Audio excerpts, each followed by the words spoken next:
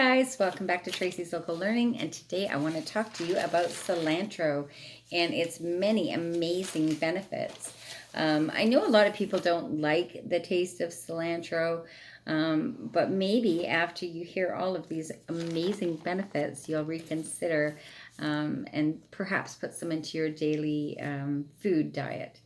So as always, I'm going to go over the vitamins and minerals of cilantro. So these are the ones that they're highest in. There are more, but I'm just giving you the ones that they're highest in.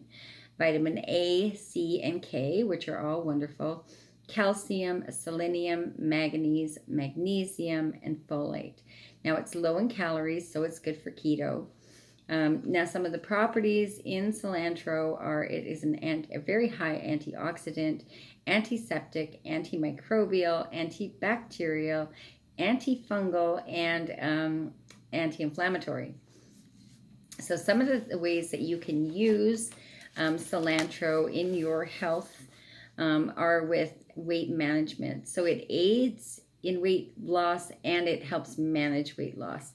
And how it does this is by lowering blood sugar levels, improving your sugar metabolism in the liver cells, increasing the insulin secretions, which regulate glucose modulating enzymes in our system. So it protects our pancreatic cells from damage from like diabetes and things like that. When it comes to digestion, cilantro is an amazing plant or herb because it enhances our saliva production, our bile, and our stomach acid. So it helps break down food in our system and helps us absorb nutrients better. It also lowers gas in your system, which is a bonus. So when it comes to foodborne bacteria such as E. coli, salmonella, even food poisoning, it is a preventative and a way to get rid of these things in your system. So cilantro protects our body from that and helps us eliminate it.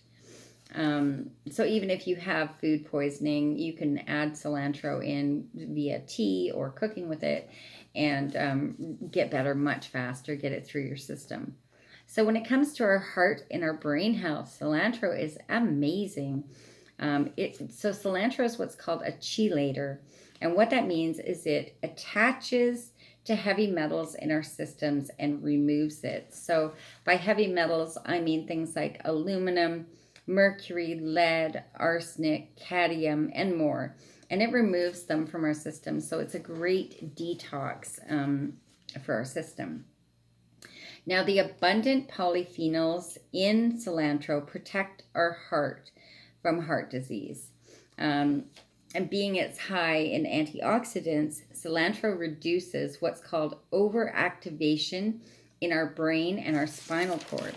So overactivation in our brain and spinal cord can lead to things like dementia, Alzheimer's, Parkinson's, and even MS. So cilantro protects and neutralizes cell damage. It's amazing. So cilantro acts on our brain receptors almost the same way as Valium does, except you don't have any of the side effects or any of the toxins going into your body. So it does this by calming the neurotransmitters in our brain and promoting overall relaxation. And cilantro can also help if you really need a deep sleep. It's very good for people with insomnia. Skin health, so another amazing thing. So the compounds in cilantro stabilize our immune cells and stop inflammation due to chemicals and pollutants. So you can use cilantro. It's not a common thing to put into a cream, but if you have anybody that has eczema, psoriasis, you can make a nice salve or a cream for them and it will soothe the skin. It also works great for like sunburn, right? It overall soothes your skin, so it's very beneficial. Another one of the amazing benefits of cilantro is how it helps our hormones. So it balances hormones such as, things with like mood swings, headaches, PMS, acne, all of those things. It can help balance your hormones so to alleviate some of those symptoms.